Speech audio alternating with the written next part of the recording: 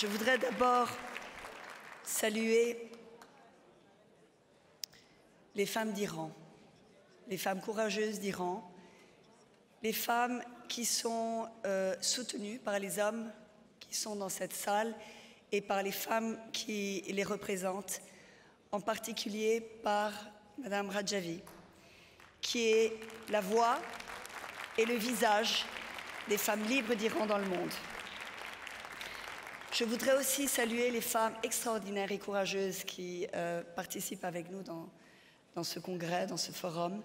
Je suis très émue de voir la participation des Argentines, de mes collègues, de mis hermanas argentinas, aquí en este foro. Me emociona mucho. Et je voulais prendre 5 minutes pour partager avec vous une question qui tourne dans ma tête. Alors que dans le monde, dans des pays à démocratie, à liberté, nous voyons que les femmes se sont remuées, qu'elles ont pris la parole, qu'elles ont osé dénoncer les harcèlements desquels elles ont été victimes, qu'il y a eu ce grand mouvement du MeToo partout dans le monde. J'entends certains qui ne comprennent pas la participation de la femme iranienne dans la révolte des derniers mois. Alors, ce qui est très curieux, c'est qu'en général, ces personnes qui ne comprennent pas sont les mêmes qui, après avoir fait un voyage éclair en Iran, invités par le gouvernement réformateur iranien, reviennent élogieux et pleins d'enthousiasme pour nous dire que la femme iranienne est libre en Iran et qu'elle est si libre qu'elle s'habille comme elle veut, qu'elle peut même sortir une mèche de ses cheveux à travers le voile, tellement elle est dans son émancipation. Et ces personnes-là ne comprennent pas qu'il y ait des femmes, que pour toutes les jeunes filles et toutes les femmes iraniennes qui osent faire face à la dictature, c'est la prison qui les attend.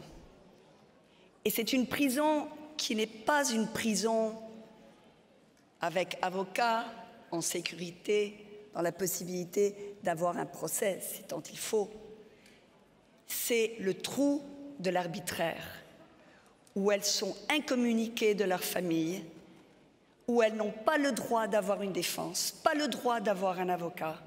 Elles sont traitées comme des criminels parce qu'elles ont osé s'habiller comme elles veulent.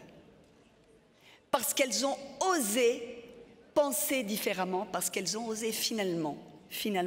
Et c'est pour cela que ceux qui ne comprennent pas ne veulent pas comprendre. Ils ne veulent pas comprendre que ces femmes,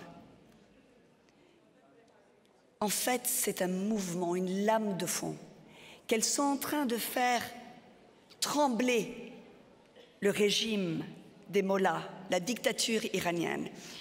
Et elles la font trembler.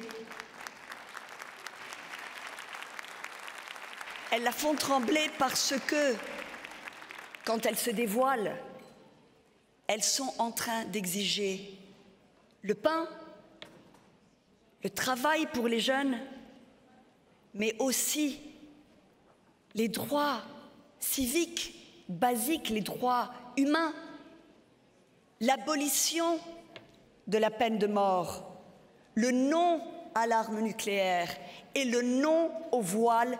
Tout se tient en Iran. Et c'est pour ça qu'il y a des gens qui ne veulent pas voir en Occident, qui ne veulent pas comprendre que la lutte des femmes iraniennes est une lutte contre un régime misogyne, mais contre un régime meurtrier. Et que soutenir la femme iranienne, c'est aller contre un régime qui sait acheter des alliés dans le monde occidental.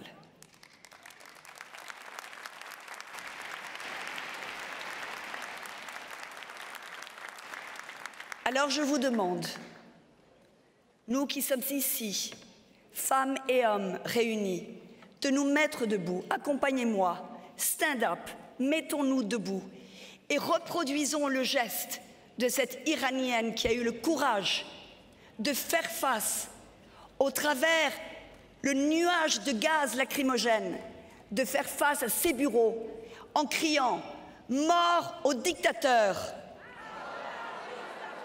Vive la République libre d'Iran! Vive Mariam Rajavi! Merci.